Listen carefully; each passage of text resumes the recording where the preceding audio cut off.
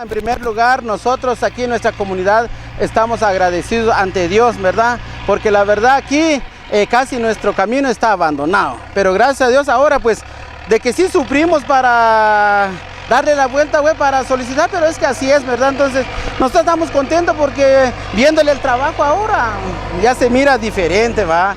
Ya se mira diferente, no como el que está arriba, está un poco mal estado, pues va, pero ya viéndole el de abajo, la verdad ya está excelente. ¿Las autoridades se preocupan en darle mantenimiento a sus caminos?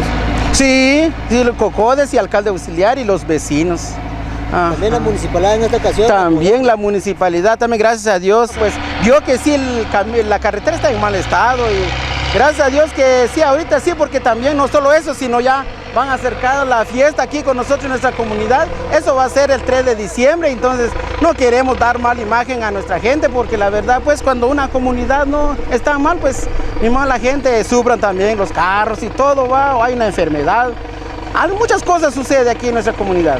Pero gracias a Dios ahorita sí está en buenas condiciones del de abajo. Nos sentimos contentos, nos sentimos felices para echarnos apoyando y no sea la primera ni la última vez. Lo que esperamos en Dios que podemos seguir adelante en este proyecto y necesitamos más colaboraciones, también necesitamos carreteras, necesitamos más escuelas para que en el día de mañana nuestros hijos sean prósperos para nosotros, y eso para nosotros es un gran orgullo de llevar ese trabajo en nuestra comunidad. Y les agradecemos de todo corazón de parte de nuestra comunidad de Xatinap III. Les agradecemos con toda confianza, con toda libertad, con todo corazón.